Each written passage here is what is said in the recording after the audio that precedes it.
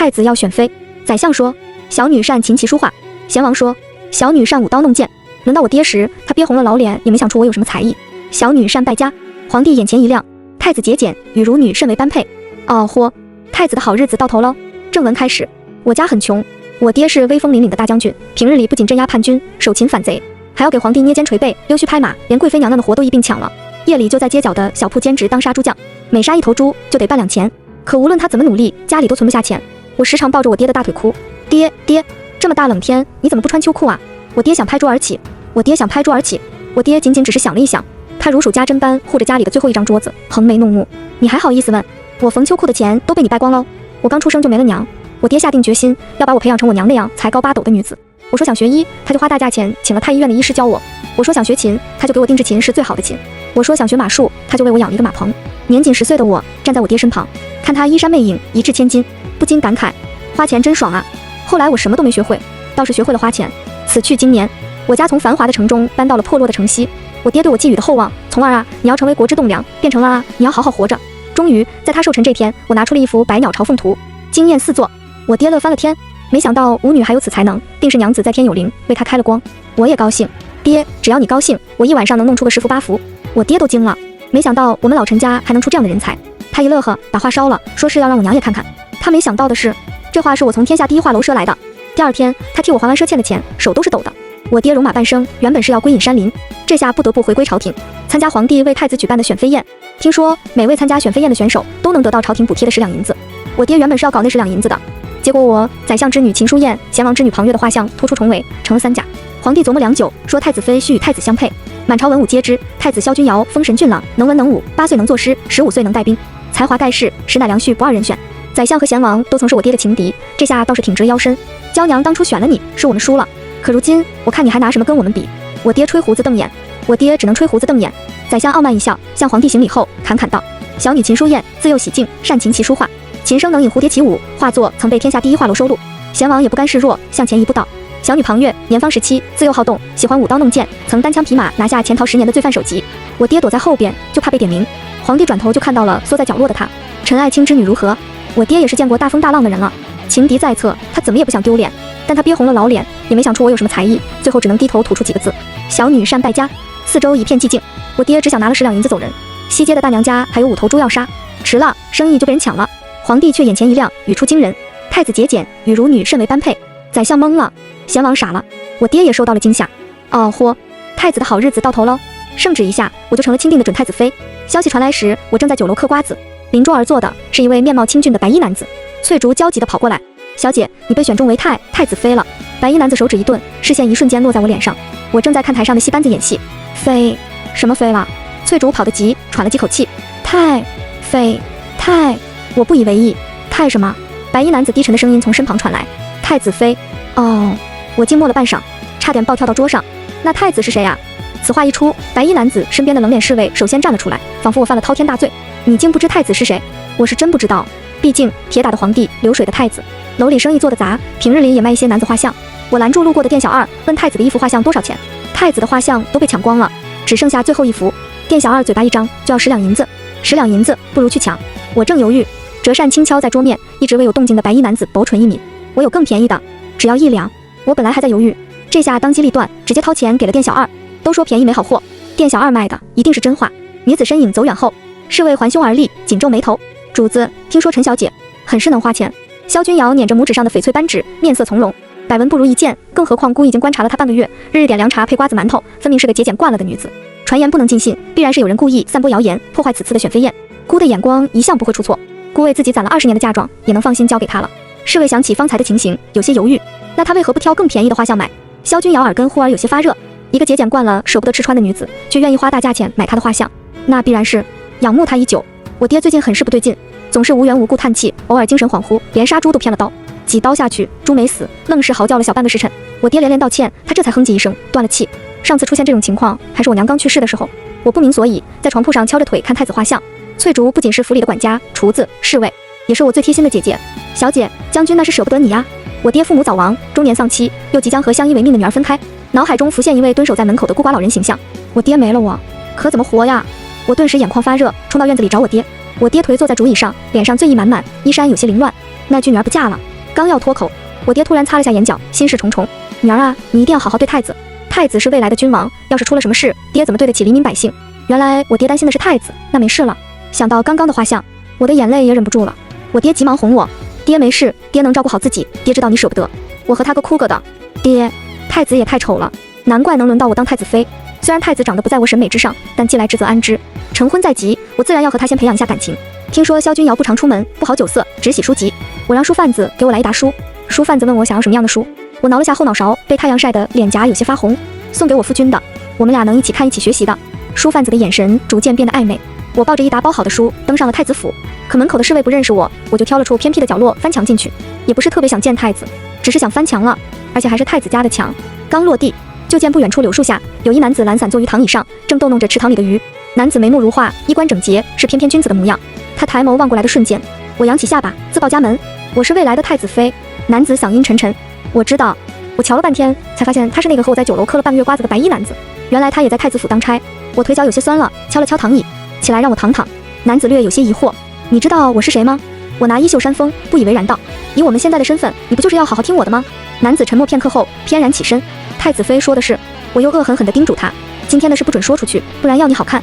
我躺着躺着就睡着了，期间不知道抱着什么东西蹭了蹭，只知道将醒未醒间，有人大声喊了句：太子，太子来了。我擦了下口水，立马站了起来，却发现整个院子只有3个人，喊人的不是太子，白衣男子也不是太子，那么就只剩下我了。我脖子有些酸，僵硬的转向还在拿着蒲扇给我扇风的男子：你是太子？我还有些不可置信：你一直都是太子吗？太子低眸瞥了我一眼，仿佛在说我不太礼貌。太子妃，你还要孤扇到几时？啪一声，我差点掀桌而起。该死的店小二，竟然卖我假话，那可是我最后的家底了。太子却挑眉，笑得莫名温柔。太子妃的脸怎么如此红？废话，一团团火气往上冒，能不红吗？我急着去找店小二算账，把书放在桌上就提着裙子跑了。只听见身后有人小声问：主子，太子妃怎么走得这么急？而太子声音淡淡：和休走，倚门回首，却把青梅嗅。听不懂。我刚跑到门口，顺势回头看了下，太子又笑了。我家真是穷得连猪肉都买不起了。给翠竹发完月钱，我下意识喊了声爹。我爹捂紧了小荷包：你喊我做什么？你去找太子呀。有道理。等我匆忙赶到太子府，才发现门口好些人寒暄一团。宰相摸着胡须：我此次来是为与太子商讨闽州水患一事。太傅点了点头：我是为女子学堂重修一事。大理寺少卿拱手道：怀州贪污案涉及众多官员，还需太子定夺，几人视线落在我身上。我是来蹭饭的，但我不好意思说。我抿唇正经道：我是来找太子读书的。是的。紧要关头，我想起了自己送给太子的一沓书。萧君瑶刚走过来，我扯了扯他的衣袖：你快跟大家说说我上次送你的什么书。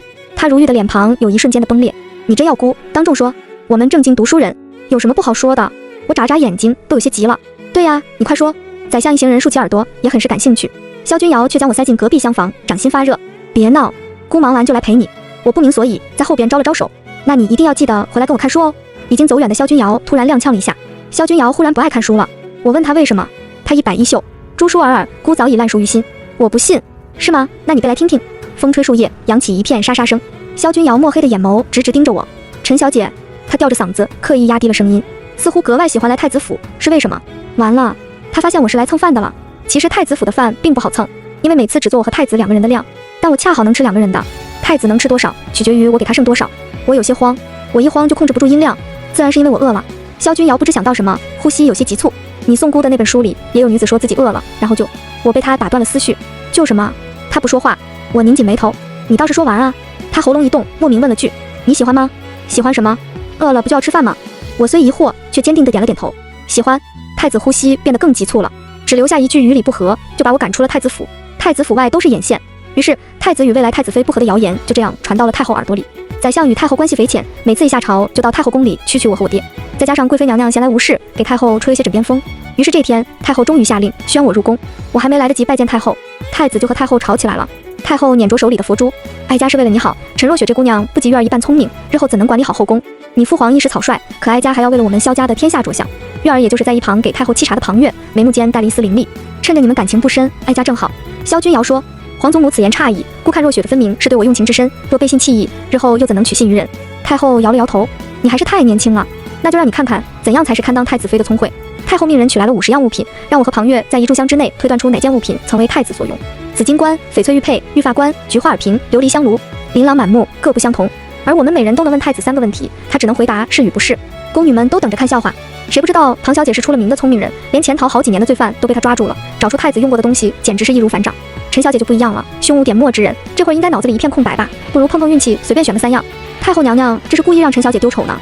我和庞月分别写下3个问题，庞月不知道写了什么，嘴角扬起自信的笑。他谦让道：“你先猜吧。”围观的人点香的点香，扫地的扫地，就连萧君瑶也不认为我能猜得出来。我看了眼传回来的纸张，笃定道：“是那个翡翠玉佩。”太后冷眼：“娟儿，你怎么能徇私呢？”她坚信是萧君瑶在纸上写了答案，可白纸一翻，纸上只有几个黑字。你能用心告诉我答案吗？是，只此一个问题。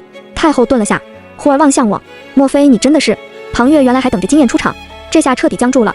不可能，不可能，一定是他曾在太子身边见过。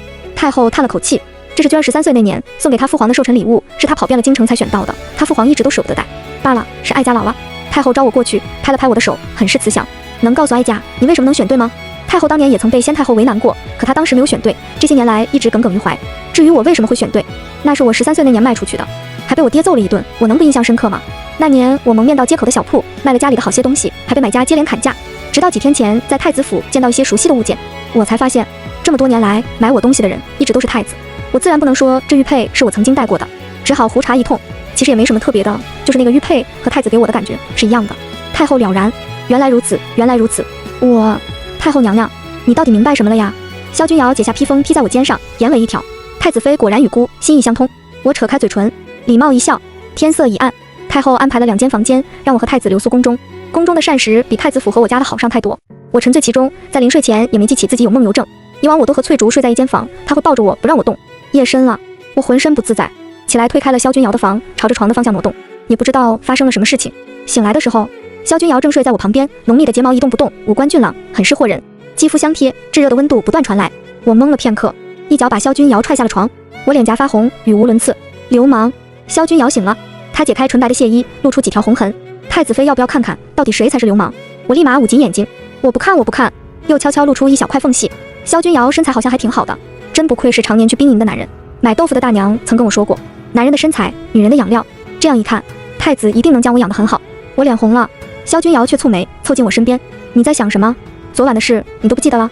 我眼睛一转，才发现这是他的房间，所以昨晚我的梦游症又犯了，还不小心冒犯了他。太子千金之躯，哪里是我赔得起的？我矢口否认，我不记得了，什么都不记得了。没想到萧君瑶不依不饶：“你是真不记得了吗？那你现在总该是清醒的，姑的身体上甚至还有你的体温，你说说你要怎么补偿？”我被念叨的有些烦了，一掀被子，手掌往他胸膛贴了上去，义正辞严：“我就摸了，怎么着？未婚夫妻的事怎么能说流氓呢？”萧君瑶大概被我吓住了，趁他怔住的瞬间，我提起裙子跑了，手抖得可怕。宰相之女秦书燕一直在我家门口蹲我，我家大门常开，连小偷都不会光临我家。秦书燕却一直遵守礼节，在主人不曾同意的情况下，绝不随意进门。她身着水色长裙，白纱蒙面，很是温柔可人，说话也是轻声细语。上次宫宴匆匆一见，与若雪妹妹很是投缘，不如一同游船逛街如何？翠竹悄悄凑到我耳边：“小姐，恐怕有诈。”我被秦书燕一口一个妹妹迷惑得失了神智。要知道，在家里，我爹从来都叫我混账，我有什么可诈的？风一吹，我家门匾摇摇欲坠。翠竹沉默片刻：“有道理，逛街是要花钱的。我已经答应我爹，要改邪归正。”秦书燕指着天香楼最有名气的糕点：“要不要买一些？”我爹说过，这些东西都是坑有钱人的。我嘴馋，但摇了摇头。路过衣裳铺，秦书燕问：“天冷了，妹妹要不要置办一些新衣？”我眼巴巴看着，摇了摇头。路过胭脂铺，秦书燕问：“女孩子家总归是要用些胭脂的，妹妹不如买一些。”我摸了下未施脂粉的脸，又摇了摇头。秦书燕大概是看出我有些穷了，妹妹出来逛街，却什么东西都不买吗？她吩咐身边婢女：“刚刚陈小姐但凡看过一眼的，都包下。没记错的话，整条街的东西我都没少看。”等等，秦书燕安抚我：“放心，不用你花钱，还能有这种好事。”好，我还没来得及高兴，她唇角一扬：“未婚妻买东西，自然由未婚夫出钱，都记太子账上吧。”我嘴巴立马张成了 O 型。我现在明白了，秦书燕不是跟我投缘，她是跟我投恨。我踹翻了我们友谊的小船。秦书燕，我们无仇无怨，你为什么要害我？面纱下，她白皙的脸颊如寒冰一般冰冷。你知道那幅画我画了多久吗？我突然想起，前段时间从天下第一画楼赊的那幅画，10年。她眼角湿润，整整10年，我日夜盼着一朝成名，好不容易才将这幅画送进了天下第一画楼。结果你一把火把什么都烧没了。不是我，是我爹烧的。但我爹生了我，我赊了画。我爹因为我烧了画，我哑巴了许久，低头娴熟的认错。对不起，都怪我。你要什么，我买。秦书燕原本是想看我狡辩的，她没想到我认罪认得这么快，一时无言。她一开眼，道歉有什么用？留着你的对不起，去跟严禁奢靡的太子说吧。御花园内，皇帝正在与太子钓鱼。皇帝垂眸看了眼，没记错的话，皇儿这个鱼竿用了快8年了吧？太子神色淡淡，肝不在心，那也得有鱼钩吧？自家这孩子从小就这样。皇帝摇摇头，你这样是不会讨太子妃喜欢的。太子神色淡淡，父皇不必操心，太子妃与孤乃知己。皇帝神色莫测，有侍卫闯了进来。太子，大事不好了！大监问，何事如此惊慌？惊扰圣驾。侍卫道，陈若雪小姐和秦淑燕小姐在逛街，说是记太子账上。2个女子，能花什么钱？太子神色淡淡，他想买什么，买了便是。话虽如此，可……侍卫愤然道，可他花光了您10年的俸禄。太子神色淡，太子淡不了了。萧君瑶刚到我家时，我正跪在我娘的牌位前忏悔，桌上放着10几个老板送来的房契地契，院子里摆满了杂七杂八的金贵物品。我爹背着手怒骂，你从小就没了娘，巷子里那几个小子都欺负你。3岁那年，他们把你埋在雪地里，后来你长大了，把他们全都揍了一顿，爹不怪你。我爹是不是老糊涂了？我揍那几个人，分明是因为他们抢我养的蛐蛐。爹，我爹不让我说话。爹没什么钱，没让你过上什么好日子，你小时候穿的是别人的旧衣服，吃的是别人碗里的剩饭，可就算这样，你也是平安长大了。我爹在说什么呀？我从小锦衣玉食长大，他难道忘了我家是被我败光的吗？爹，我爹横我一眼，你闭嘴。爹知道你从小就羡慕别人有新衣服穿，有山珍海味享用，可就算如此，你也不该这样糟蹋太子的钱。你想要什么，你跟爹说，爹就算杀光天下所有的猪，也必定是要给你买的。我爹拿了根鞭子，老泪纵横。爹今天就当着你娘的面再教教你。我还没开口，翠竹先跪下了，老爷，你就可怜可怜小姐吧，她身子骨弱，受不了这一顿打呀。我愕然，你们……翠竹往我身上一扑，我可怜的小姐，有什么东西洒进眼睛里，有些辣，我眼眶都红了。我想说，这些东西我都能拿去退掉，但身后突然传来一道熟悉的声音，陈将军，是萧君瑶来了。他垂眸看我，眼里带着怜惜，一切都是姑的主意，与若雪无关。我爹和萧君瑶在简陋的房间里促膝长谈。我爹问，太子不怪若雪行这奢靡之事。房内只有一个板凳，萧君瑶只好站着。姑一直忙于贪污案一事，近来的确疏于陪他，他此次行事也能理解。我爹又问，若他本性如此呢？萧君瑶还沉浸在我悲惨的身世中，他说，就算是姑也认了。听完墙角的翠竹很快就回来跟我讲了整个过程，我抱着枕头哭了一晚上。我爹怎么能说我这么多坏话呢？第二天萧君瑶来找我，我眼睛还是肿的，他神色也有些憔悴。我知道是因为我把他的钱花光了，他昨晚或许也像我爹一样去城西杀猪了。毕竟他临走前问了我爹一句，将军杀一头猪能挣多少钱？堂堂太子成何体统？我准备把这些地契还给萧君瑶，手刚伸出去就被他握住了，眉心突然落下一个湿热的吻。太子妃放心，姑定不会让你再过上以前那样的生活。萧君瑶锋利的下颌近在眼前，她真好看啊，心脏砰砰跳个不停，我呼吸都是了一瞬。完了，我要说什么来着？我莫名其妙就成了好几家铺子的老板，就连天香楼也有了我的一份。天香楼的大老板是江南首富，回京之际特地为我准备了欢迎宴，本着不吃白不吃的人生理念，我非常开心就去了。可没想到我是去吃饭的，对方却是来认亲的，面貌清秀的男子，眼泪汪汪。果然是你！我丈二和尚摸不着头脑。你是？张启松鼓起嘴，是我，二狗子啊。换做以前，我一定会说自己认识很多二狗子，但近些时日，我已经和宫里的娘娘们学会了人情世故。是你呀，真是好久不见。张启松语出惊人，那你现在还愿意嫁给我吗？你小时候说过要嫁给首富的。我突然呛了下，我已经许了人家。这样啊？张启松有些落寞，如果我可以做外室呢？我呛得眼泪都快出来了。我倒是没问题，就怕太子有意见。果然，他话音刚落，有人一脚踹开了门。萧君瑶一袭玄衣，剑指张启松，你刚刚说了些什么？张启松哪里还有什么当外室的想法，他魂都快吓没了。萧君瑶原本是来附近办事的，怀州贪污案一事涉及了很多官员，可没想到在这撞见了我，侍卫愤愤不平。陈小姐，你怎么能和外男来吃饭呢？我也很不好意思，平时蹭饭蹭惯了，忘了现在有身份了，错不在他。萧君瑶想了想，问，你小时候真想嫁给首富吗？废话，谁不想嫁给首富？我摇了摇头，说不想。萧君瑶眼尾上扬，心情又莫名好了几分。你不用哄姑，是姑的错，姑该更加努力才是。我想，可能是萧君瑶近日与我爹来往颇深的缘故，被我爹传染了。无人的小巷，我勾了下他的手指，我今晚陪你吃饭吧。太子府的晚膳很是简单，一道白菜炒肉，一道水煮白菜。购菜的厨娘解释道，是因为太子很爱吃白菜。我想，他那么爱吃白菜，可能是因为没吃过其他的菜。等厨娘走后，我吩咐大厨，今晚做红烧肉和狮子头吧。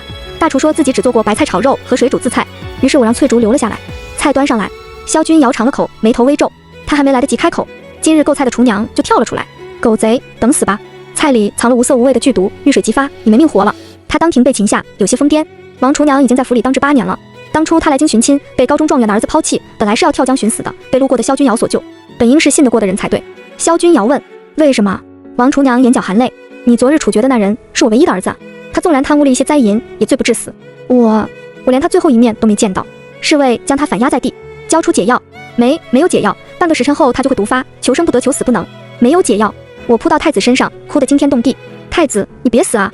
一边哭一边问，我明明把白菜换成了红烧肉和狮子头，肉和水都用的天香楼送来的上等猪肉和山泉水，菜是我们翠竹亲手做的，到底哪个环节出了问题？王厨娘癫狂的状态突然停了，她唇角蠕动，你没吃白菜？四周静了片刻，所以你将毒放在了白菜里。王厨娘闭上了眼，天意呀，为什么偏偏是今天？她眼一闭，人就去了。侍卫上前禀报，太子他提前服毒了。萧君瑶缓缓吐出一口气，拖下去吧。他又低声说了句，太子妃，你抓疼姑了。太医很快就来了太子府，为萧君瑶把脉之后说太子身体无恙。萧君瑶抚平了我眼角的泪，别怕，以后的菜都是姑先吃。我感动得一塌糊涂，又觉得这样不太好，要是我爹知道又要骂我了。他说过让我好好对太子的，我又推辞了起来。不行，还是我先吃。萧君瑶说，我先？怎么还抢上了？我当仁不让，当然该我先。我先。就在我们快吵起来之际，常跟在萧君瑶身边的太监突然插嘴，还是让奴才先吃吧。贪污案一事完结后，很快就迎来了我和萧君瑶的大婚。萧君瑶向皇帝请赏，以太子妃和善的名义为贫苦百姓放粮。于是大婚当日，万人空巷，有人手捧鲜花，有人笑逐颜开，婚轿浩浩荡荡迎进了太子府。赞礼官提升道：一拜天地，二拜高堂，夫妻对拜。礼成，送入洞房。盖头遮了眼，我看不见前路，只有萧君瑶牵着我的手，稳稳地朝前走。进房间，我就掀了盖头，好热。萧君瑶的眼神有些不对劲，跟头狼似的。我问，你怎么了？穿着新郎服的她长身玉立，眉眼很是俊朗。她垂眸，无事，姑只是突然想起你曾送给姑的那几本书。洞房花烛夜，谁要跟她提书？但昏暗的烛光映出她如玉的眉眼，我突然有种迟来的羞涩。太子，那我们还是先看会书吧。书是萧君瑶从枕头下拿出来的，我一时乐呵，让我看看是什么好东西。太子竟还随床携带，我拿过来翻了几页，很快就笑不出来了。萧君瑶扯开了我的衣带，太子妃，姑来回应你当初那句喜欢了。我当初说什么了？雨打芭蕉，红烛滴落，墙上的人影纠缠，分开再缠绵，情到浓时。他说，孤心悦于太子妃。我喘得厉害，声音打颤。我也喜欢太子。皇帝和陈将军在厅内喝茶，皇帝本是在等太子的，但太子一直没来。他一猜就知道发生了什么事，毕竟当初他和皇后也是如此。皇帝低低骂了声，混账东西。陈将军今日脾气倒是难得的好，他看到女儿今日红妆的模样，忽然就回忆起了已故多年的妻子。已经18年了呀。皇帝沉默许久，陈爱卿，是朕对不住你。陈将军喝了口酒，摇摇头。皇上何出此言？就算是重来一次，臣也一样会做此决定。18年前，叛军逼上皇城，一部分攻进皇宫，一部分则进了陈府，而陈夫人已经临盆在即。消息传来时，陈振东依然让手下护卫皇城，只挑了小部分兵营救自己的妻子。皇帝平安无恙，陈振东回府，却只看到一地尸体。陈夫人躺在地上，已经死了。陈振东止不住的反胃，身体发抖。他拿起了剑，准备跟着一块儿去了。也就在这时，听到了婴儿的哭啼，那是妻子拼死护住的女儿。这么多年来，他总是拼命对女儿好，似乎这样就能弥补一些对妻子的亏欠。18年前他没有做错，可他每想起一次，就会在手臂上划一刀。成婚后，尽管萧君瑶很宠我，但还是有莺燕燕往他身边凑。翠竹说，太子妃，你倒是管管啊。我忙着和几个皇妹逛街听曲，又重拾了小时候的陋习，而萧君瑶忙着挣钱，偶尔遇见我爹，他很是委屈。岳父大人，你也没说太子妃这么能花呀。我爹也无辜，你也没问啊。几个皇妹已经招了驸马，把人治得服服帖帖。训男人就跟训狗一样，拿捏他的命脉，他就对你言听计从了。对，有些人就是给脸就爬你头上来。皇嫂，听我们的准没错。远道而来的姨娘也劝我，只有掌握了经济大权，你才能成为家里唯一管事的。你只有这样那样，听得我头都大了。其实不用这么麻烦。等萧君瑶领完俸禄回来，我两手一摊，给我。萧君瑶沉默了。太子妃，你近来越发什么？越发美了。太子一心扑在我身上，皇后自然有些不满。身为太子，自然不能专宠一人。